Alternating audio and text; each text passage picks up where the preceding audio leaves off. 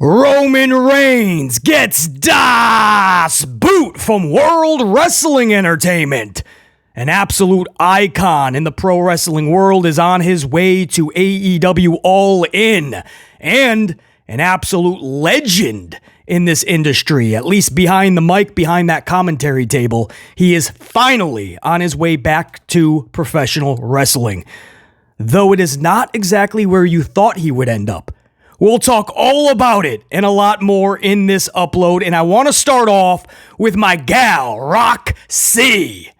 The NXT Women's Champion, Roxanne Perez, Bubba, recently had some words about the trajectory of Roxanne's career, the path she should be taking. And Booker T was like, hold my coffee, I got this, Roxy. And Booker T went on, in just one line, he went on to verbally annihilate Bubba. You know we got to talk about that. Before we do, just a reminder, smash that up on your way in. Whether you went to the gym yet or not, smash that up. It helps BC know you are fully amplified. I need to know you're at least matching or at least in the same vicinity of that passion, that energy, that amplification that we bring to the pro wrestling world. And number two, and just as important, it helps out that algorithm, right? The tube always is looking at this channel like we're too controversial, the thumbnails, the headlines, the curse words at times, a little too controversial, which to me is just AKA, also known as we tell the truth all the time. So in 2024, not many people like that, right? We're too honest, right? You can't be too honest in 2024. People don't like that. So what you guys can do to help is obviously smash that up, drop that Macho Man, ooh yeah, elbow from the top rope, a Hogan leg drop, a Batista bomb, lock it into the figure four, or a sharpshooter. Show some love to Bret the Hitman Hart. He could always use it these days. But whatever you do, just lay down the finisher, man. Smash that so the algorithm is fed and BC can continue to deliver content to you guys, man. I appreciate that. Now, let's get right into it because this is one of my favorites in the industry. Roxanne Perez. She will always be Roxy to BC, and so I know a lot of you guys, it's always going to be Roxy. She is on a tear right now. She's easily one of the highlighted female wrestlers on the planet. Wherever you put her, right? You could put 3 or 4 or maybe 14 individuals above her. But she's right there. I mean, she's in the conversation for having just a meteoric rise at the age that she is. I don't even know if she's 21 yet. I don't even know. Maybe she's 21, 22. But she's very young. And to be hoisting that championship as proudly and as vividly and as good as she has been, the booking hasn't always been there for her. And JR9 Gaming, my right-hand man on the channel, who vividly and extensively details NXT every week. You guys can go to my last upload yesterday. Check out the comments. JR9's NXT review and report is in those comments, and it is telling. And by the way, JR9 Gaming, I was able to catch one segment, for the most part, one match this past Tuesday. And it was the Schmaz women's match. I don't even know what it was. It was for a number one contenders for one of the titles, I think. But it was rough. I have never seen a schmaz match of that magnitude for the ladies and have that many botches. And everybody just looked like they didn't know what was next. It was sloppy. It was bad. It was actually bad. Thankfully, I was doing a lot of business, right? I'm taking the calls. I'm trying to fax over here. I'm trying to email over here. And I can't, because if I had to vividly watch that for the 20 minutes it was on, I probably put the dome piece through a brick wall. That was a rough watch. And JR9 in that report and review that he put in the comments in yesterday's upload, you guys can catch that. It looks like JR9 felt the same way. I think anybody that saw that match, I know they were trying, and I give them all the credit in the world. That is not an easy position to be in. But I think JR9 Gaming put it beautifully. JR9 said they were in that position and they just weren't ready for it, or something to that effect. Where Jera9 Gaming he felt like they're not ready for that yet. And I don't want to twist around the words. You guys can check out that report and review. You nailed it, Jera9 Gaming, because I was like, what am I watching here? I know what they're trying to do, but they're just not ready for that. I mean, that was a ballsy move, and I don't feel that it landed. But anyway, that's a little bit of the a little side spiel there. Go check that out, man. NXT's women's division isn't always hitting. It's definitely got a lot of misses, but one of the highlights of that division is easily Roxy. One of the highlights in pro wrestling for the females is Roxy. And you could have the debate if you like her better as a face or a heel. I totally get it. But man, for as young as she is, to be doing what she's doing and keep elevating herself, it's just props. This is what drew me to her years ago when I first came across her, and I was like, whoa, who is this? She's good. And to see her where she is now, it's amazing. And of course, she comes from Booker T's wrestling school. Pretty cool, which links into this story, right? So let's get to this. Now, this is from Bubba. I'm guessing this is from Busted Open, right? I think that's who he's affiliated with. I don't listen to any of these people. I don't have the time to listen to this stuff, but I think it's Busted Open. And unless he did a side podcast, I don't know. But Bubba says this. This is roughly the quote, where I'm just giving you a snippet of it. He says, Roxy needs to stay in NXT because if she's called up without a plan, it could be disaster. That's it. Now, Bubba Ray Dudley has had some awful, like dumbfoundingly bad, awful, horrible takes in pro wrestling, right? You like to think that just because he's an ex-wrestler, Bubba Ray's a brilliant dude. He should be head of creative of a company. He should own a company. Bubba is just, man, he has some really awful pro wrestling takes, like really bad. But this seemed innocent enough because you can't be wrong. This is a no shit Sherlock statement, right? Like thank you, elementary, my dear Watson. How Bubba Ray came to this conclusion that if Roxy is called up too early without a plan, it could be disaster. Well, obviously, Bubba knows that goes for anybody. Mercedes Moné going to AEW without a plan, it could turn out shockingly bad, right? Maybe not so shockingly. Maybe not. Maybe it was always a foregone conclusion, as we have been stating on this channel from day one when we knew she was going to AEW. Don't do it without a plan. Don't just have her go out there for several weeks just cutting promos when that's not her strong point anyway. Don't just have her going out there just to get a quick match with Willow to make up for when she got injured. But have a plan. If you're wondering why half the audience, unfortunately, because you know how high I praise and I put up on that pedestal Mercedes, it's unfortunate that it's not working in AEW right now. Hopefully this Britt Baker matchup on Saturday and everything afterwards, because I don't think it should end Saturday, right? Because All Out, All In, all these pay-per-views are really close together. There's no reason to start something new with Mercedes. You keep that going to the next pay-per-view. You just add a stipulation. On top of that, there's no way Mercedes drops this title. So you would have to keep it going with Britt anyway. But hopefully that reignites it. But anybody can do, wherever you go, if you're new and you're about to debut on a main roster or a new company, or if you're somebody with name recognition like Sasha Banks, Mercedes, and you're going somewhere else. I don't care if you're Edge. You saw that with Edge. All they had was a Christian feud, and after that they didn't have much. And if you wondered why the needle didn't move the way they wanted it to, well, that's why. Edge is only going to move that needle if you have something relevant for people to go, oh, not only is it Edge, but we got to see what he's doing. Did you see what he did on Wednesday? People weren't doing that.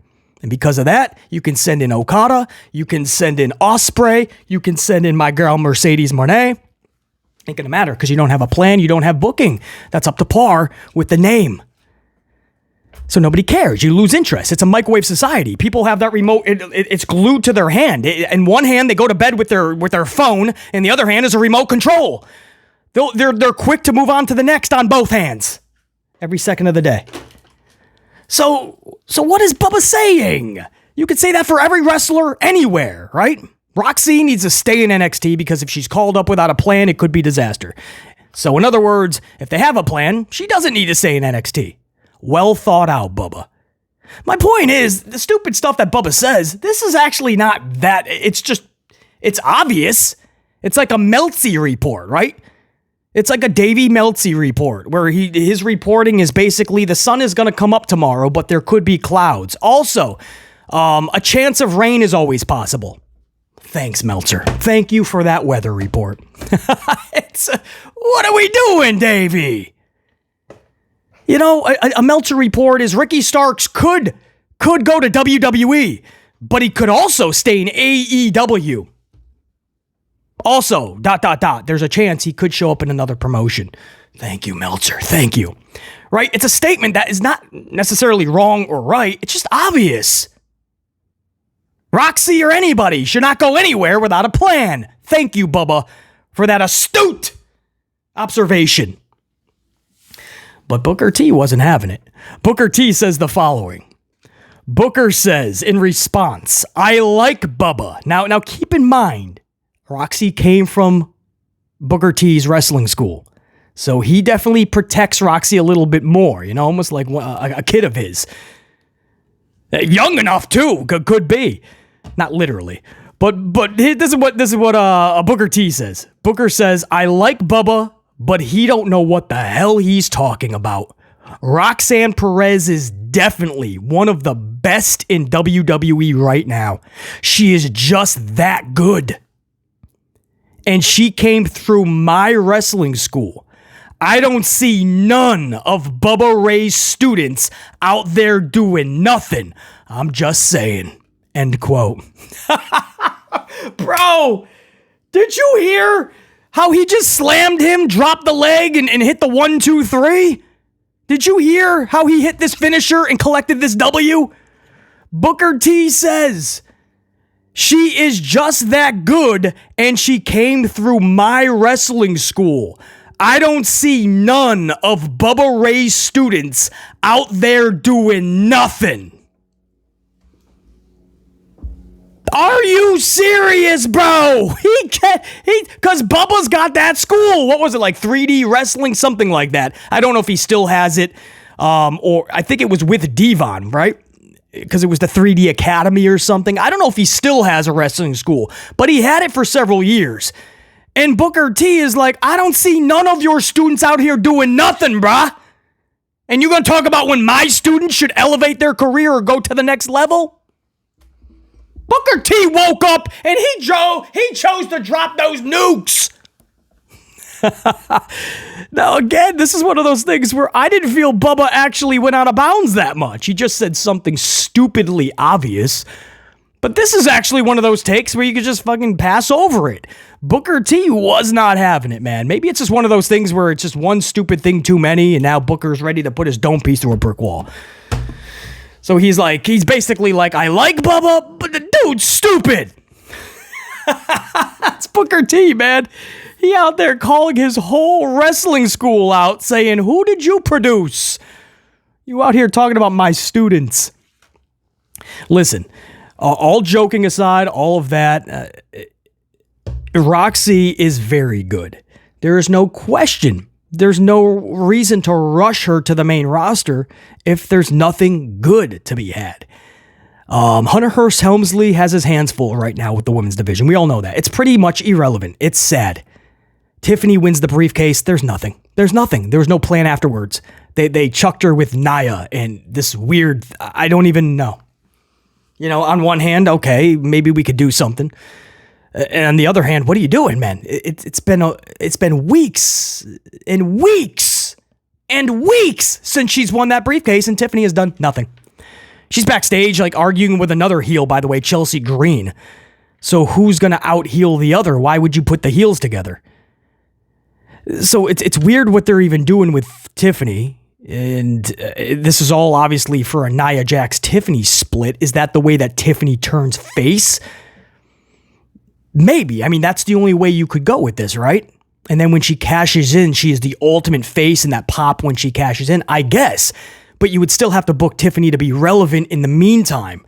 Like, pump her up, not just the sidekick. You can't just have her be the Virgil to Ted DiBiase, because that's only going to get you so much of that reaction.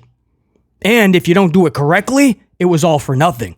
I'll give you guys for example, right? Chad Gable, Otis, right? We were all waiting for that moment when Otis finally turns on Gable, right? That's what everybody was waiting for. Oh, this is good. Hunter's cooking. Remember that? Oh, we eating good because Otis, the way they're building this. And by the way, Chad Gable said it was his idea to turn heel, by the way, and he had to kind of push to Hunter to do X, Y, and Z. But whatever, Hunter approved it. We'll give him the credit.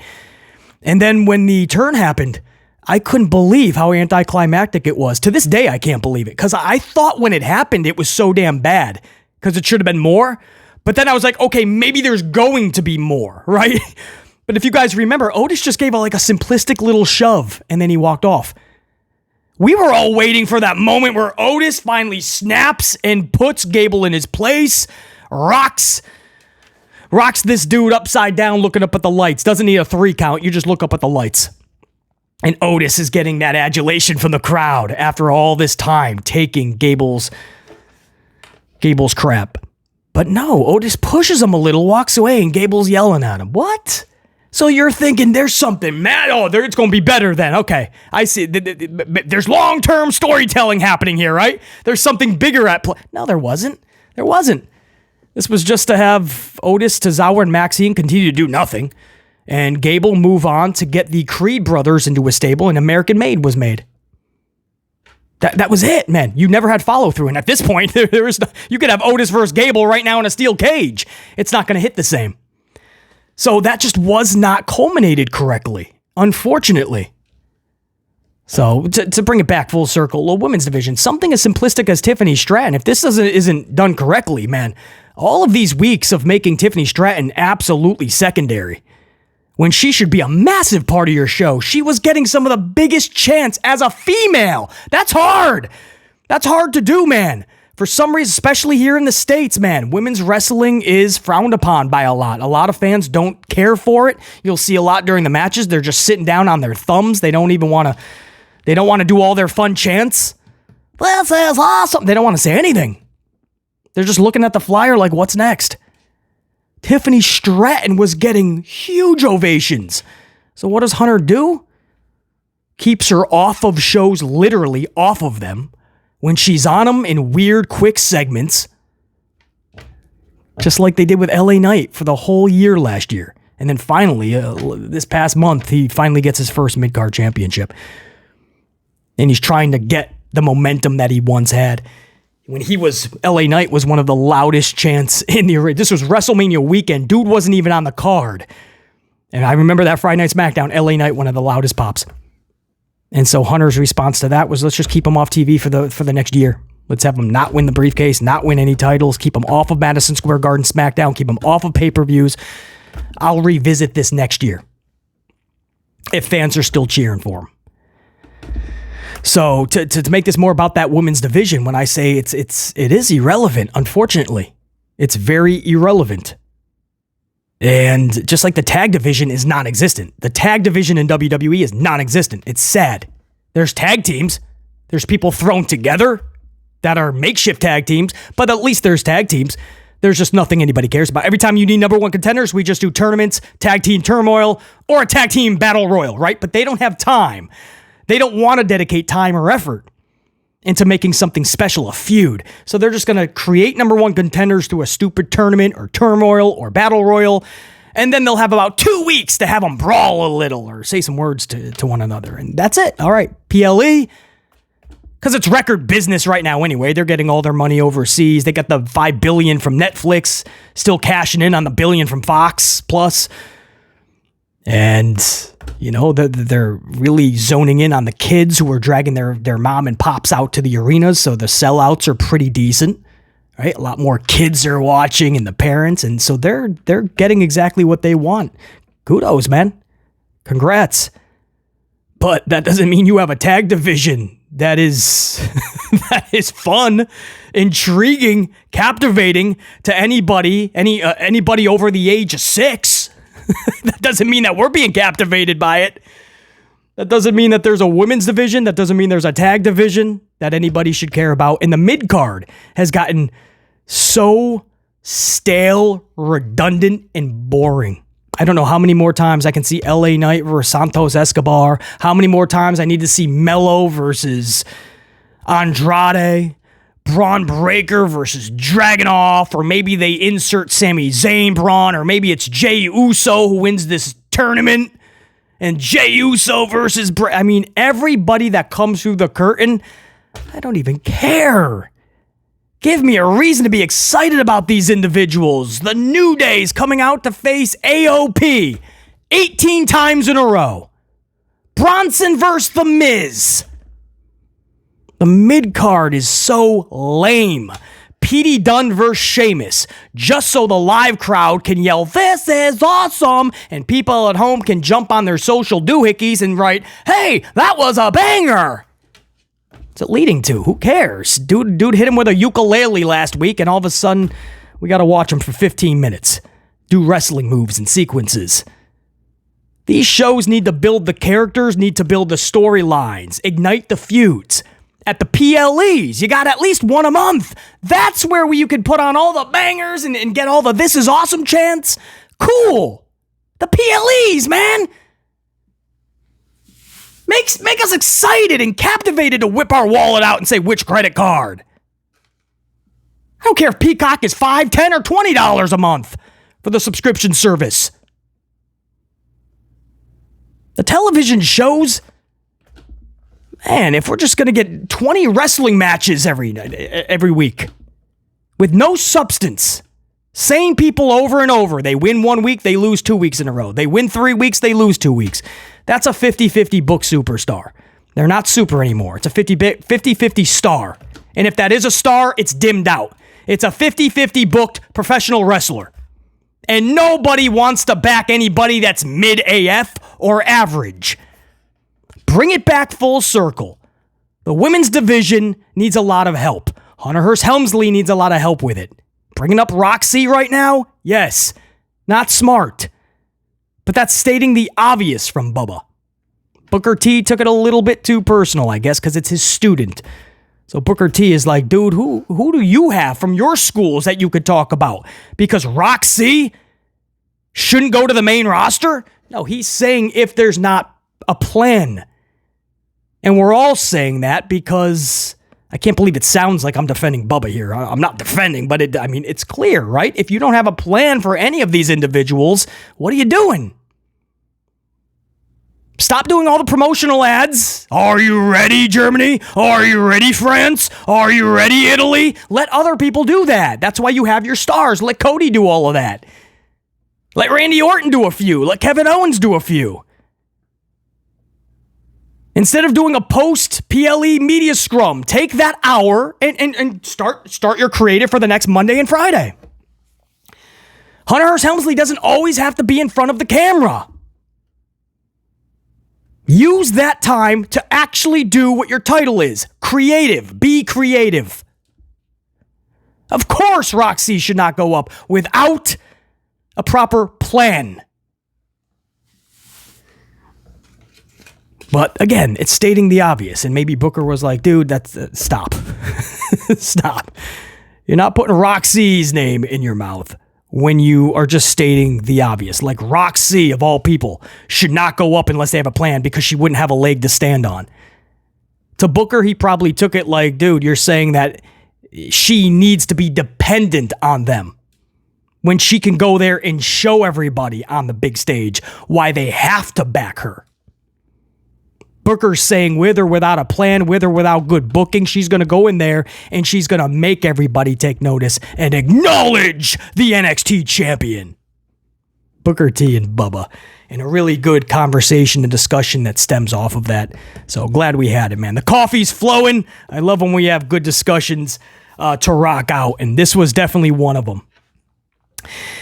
Because it's a microcosm, right, of the bigger picture, right? Does anybody really have a good plan or a really good booking in WWE? No. You could say that in other promotions too, but I'm just concentrating WWE because that's the discussion. Roxy going there if they don't have a plan. Well, can you say that about most? No. A lot of you guys said, man, I totally flipped on the Raw review this week. I don't know if you guys caught that or not. That's a big reason why the set is pretty much deconstructed.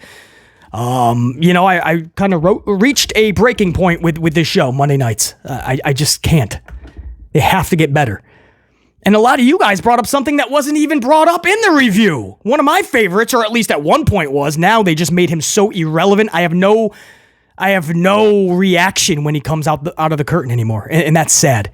But Dragunov, a lot of you guys in the comment, you guys were like, where was Dragunov? How do you keep this guy? So you made him lose most of his matches upon debut. He beat Ricochet, and then it was just off from there. Oh, loss, every which way. And then after all of the losses, you just keep him off TV. And then maybe he comes back in a week, 2 weeks, a month, and all of a sudden he starts winning 10 matches in a row. See, you just had to wait. He's already lost the mystique. But you guys brought up a really good point. What happened to Dragunov, man? Debut, and it was the worst. You get one chance at a first impression. This was horrible. Could you imagine if Vincent Kennedy McMahon brought Razor Ramon in like that? No, Razor had months of vignettes.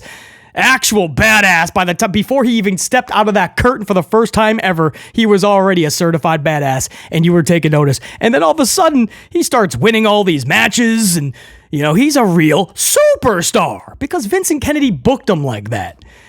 How do you take somebody like Mello, whose whole saying is Mello don't miss, by the way, and have him lose more than half of his matches? Because that's what Mello's booking is.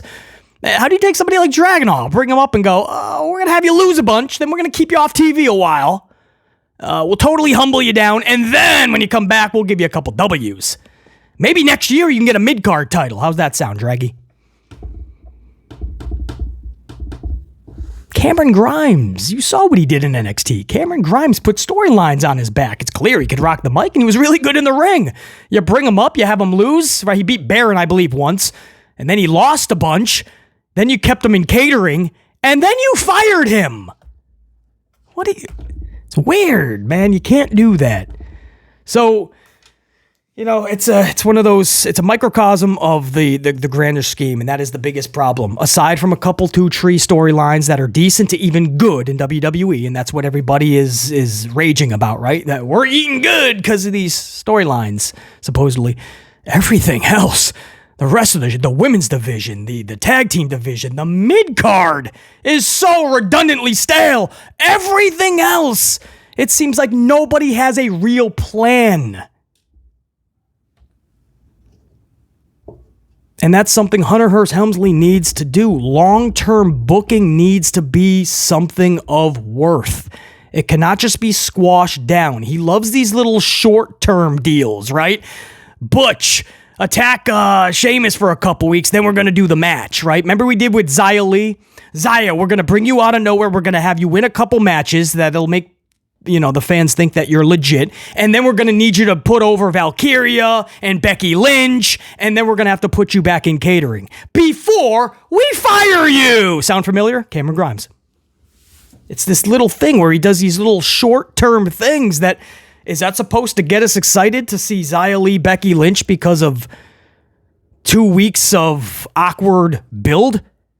Is that supposed... P.D. Dunne versus Sheamus is supposed to make people think it's PLE worthy because he hit him with a ukulele and came out of nowhere and said, hey, months ago you were calling me Butch. I just thought about it months later. I don't like it. What? What are you doing? You're going to have to take a character and you're going to have to think of trajectory. You're going to have to think, hey, this is what we're going to have to do. And we're going to place it here, and we're going to do this. We're going to involve this person, and it'll elevate that person in the process. Right? That's what you're hoping for. So anyway, I told you, see, I take something like that, where Booker T, Bubba, Roxanne Perez, and I look at the bigger, the grander scheme of it all. Because the landscape is much wider when you broaden out that lens. Pretty damn cool. These are the things that may seem minor, little, but they're not so little. They're everything. So we'll see. I don't know if Bubba's going to respond. It's one of those things. Pick your battles. I don't know if Bubba Ray really wants to go in a verbal back and forth with Booker T of all people. Guys, moving on. Oh, an absolute icon is headed to All In. Sting! This is Sting! I can't do the Tony Schiavone, man. I can give you some Vincent Kennedy. I can't give you Tony Schiavone. Sting is reportedly, anyway, going to be making the trip to All In. Now, before you get too excited, we are not hearing that he is going to be involved. Definitely not wrestling. He's not coming out of retirement. At least from what we hear. I mean, he could show up this weekend and all of a sudden Sting is back wrestling. But from what we're hearing, absolutely not. Could he be involved in something? Could he show up? Could he help out a Darby or somebody? Of course. But he's not coming out of retirement. He's not supposed to have any match. But from what we're hearing is Sting is headed to AEW All In. I don't think that's going to be just to sit in the crowd. I don't. Or if it is, there's going to be a camera on that dude. They're not going to keep that under wraps. So pretty damn cool, man. It'll be cool to see Sting. Whether he gets involved in something, whether he's in the ring or not, or if he's just in the crowd so everybody can give that adulation, people at home and those in attendance. It's going to be really cool to see Sting. I do hope, right, because it's not breaking retirement, I do hope he gets involved because this is still Sting, man. This is his life, right? I mean, this is his career. And so much of his life. And it's so hard to walk away from. Undertaker, I put him in the same kind of category in many things, right? Their wrestling careers, everything kind of mimic off of one another, but it's the same thing with The Undertaker. And to this day, he says how hard it is to have stepped away. And there's still days where he's like, man, I want to go back. But Undertaker has things to fall back on, right? He's got Michelle, who's been in the industry. So that definitely helps. It's not just he has family to fall back on. I mean, this is his wife who's been in the business. So that makes it a lot easier to step away because she knows what all this is. But on top of that, you also have the fact that he has other things going on, right? He's got the podcast. He's got the show, the One Man Dead Show, whatever it is, every PLE. He's got those things, and he's constantly coming up with the new stories and talking with his writers, and so he's got other things to fall back on. Sting, I'm not saying he doesn't have hobbies and other things, no question. But for Undertaker, he's still in the business without being in WWE's direct business, if that makes sense. Sting, he stepped away, and it's kind of like, maybe I should see how Tony's doing, Tony Khan. Maybe I'm going to check up on Darby. Maybe, you know what? I think I'm going to go to All In. It's kind of like there's no... Sting doesn't have exactly the things to fall back on like Mark Calloway, and that's the big difference there, and it's so hard to walk away. So because it's still in him, he could still honor his retirement, but you can still absolutely do something this weekend. And man, give us another memorable Stinger moment, dude. And nobody's got to be like, oh man, it's going to be like Ric Flair. He jumps out of retirement, goes back in, Tom Brady, Brett Favre. Nope. I love this. I hope that these reports end up being fully accurate, and I hope we see Sting this weekend. Absolute icon heading to All In. Also, speaking of icons, and an absolute legend in the professional wrestling world, on commentary anyway, and it was a short time on commentary, mind you, and most notably for NXT, by the way, not WWE's main roster, most notably for NXT, Mauro Ranallo is on his way back. According to Scott D'Amore, the former head of TNA, Impact Wrestling, and thanks to Scott, they got the name change right before they gave him Das Boot. But Scott D'Amore started a new promotion called Maple Leaf Pro Wrestling, and Scott D'Amore has confirmed that he has landed Mauro Ranallo for commentary. What? First of all, this is awesome! I mean, that's great news. That brings instant credibility to this dude's promotion that most people are probably scoffing at. Oh, another promotion. This is going to be as well as Global Force Wrestling from Jeff Jarrett, right? People were scoffing. But you landed one of the best voices in the industry, and he was only there for a short amount of time. Mauro Ranallo, in that short amount of time, is an absolute legend. Mauro Ranallo. So on one hand, that's epic. On the other hand, what? He was available? How did Hunter Hearst Helmsley not land this dude? You would have thought he'd be the first one to reach out and go, I don't care what it costs. I don't care what it takes. I don't care if you can only do 3 shows a month, 2 shows a month. Mauro Ranallo at Maple Leaf Pro Wrestling, man.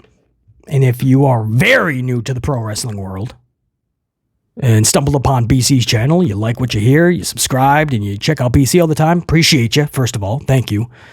But I would check out some of Mauro's work because you're going to be like, whoa. Where are those commentators today? And the cool thing is, you ain't got to go back that far either. Just a few years ago, Mauro was rocking these microphones.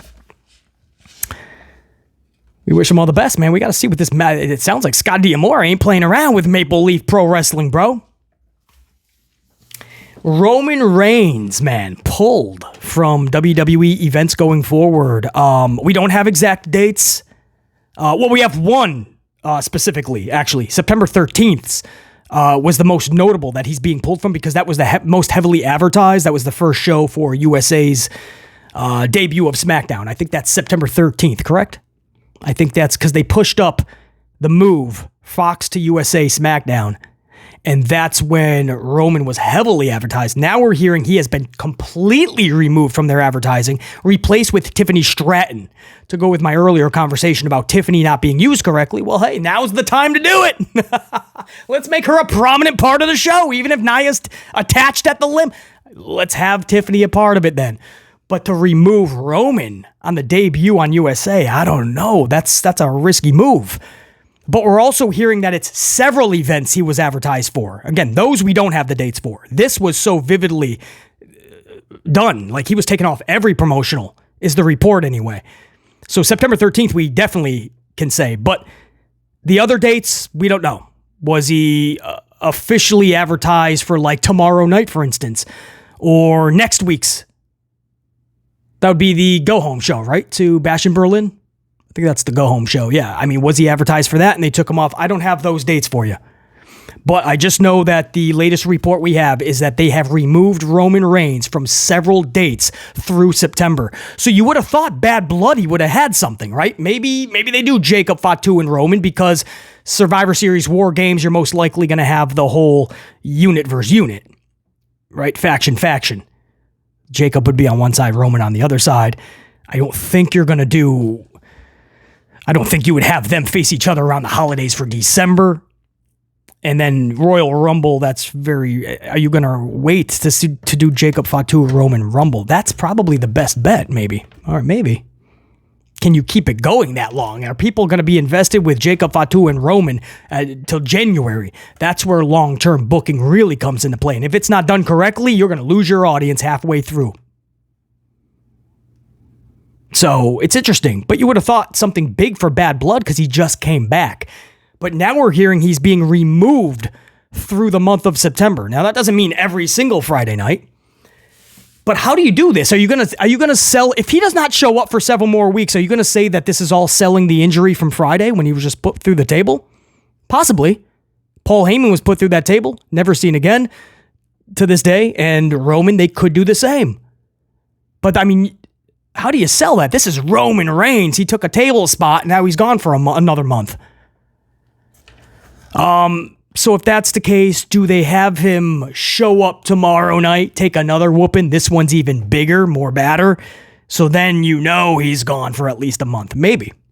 And then that way he misses the September dates. But either way, we don't have the exact dates other than from what the report says is the 13th for sure. But he has been pulled from the advertisements in the towns that he was supposed to be in. Selling the injury is possible. Just giving him extra time because another family member has passed, obviously. He just got done with the Papa Dukes, and then now he's got Alpha. So the Wild Samoans up front, just a rough time that wise. But I don't think that would take him off the road for a full month, especially when he's only showing up for that one SmackDown here and there. But I mean, I guess you could say that on top of it. My way of thinking is they just don't want Paul Heyman, or they don't want him there without Paul Heyman.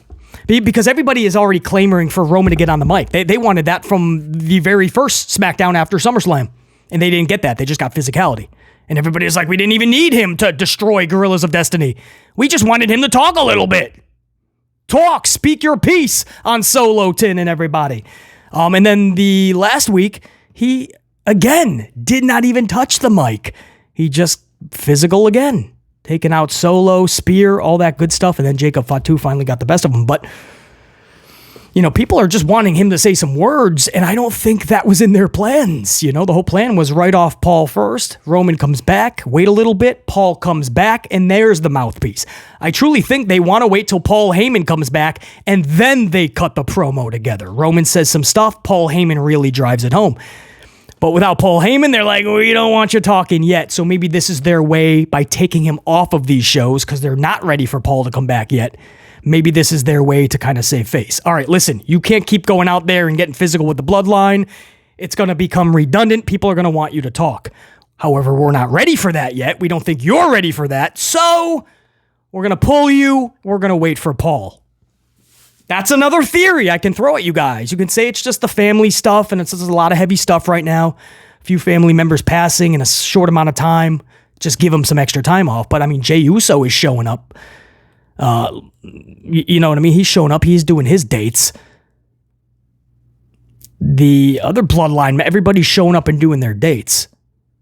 So I don't know if I don't think it's just a family thing. Not to pull them for weeks in advance, guys. So to sell the injury, and I also think because they're trying to iron out the plans with Paul Heyman. I think Paul Heyman is going to be such an instrumental part of this. And this is probably why you're seeing the shifting of the dates. But for now, if you were showing up to those towns, sorry, not my doing. WWE has pulled Roman Reigns from a bunch of those advertised towns and SmackDowns. So if you were looking forward to seeing Roman on those dates, whatever those dates are, 13th and the other, what's this say? It was at least 2 other dates. That's like the month of September, is it not? So if you're hoping to see Roman Reigns, he has gotten Das Boot from those dates. We'll see why. I'm guessing there's something big at play because the guy just came back and he's already being pulled. Hopefully there's no injury or anything like that. Roman Reigns booted from a bulk of the SmackDowns through September. I don't know if they're going to do anything with Bad Blood in October. What is that, October 5th? I think it's October 5th, Saturday. I don't know, man. I was really looking forward to a big Roman match there, man. Let's ignite Roman and Jacob Fatu. You don't gotta listen. Long-term storytelling, cool. This has been pretty long. I don't think you gotta wait till January to see Fatu and Roman, especially when you got that big faction versus faction at War Games. I don't know, guys. That's what I got for you. Until next time, and there will be that next time. Top guys, we are out. BC in the unit. Saying check you. Deuces, Zeus's.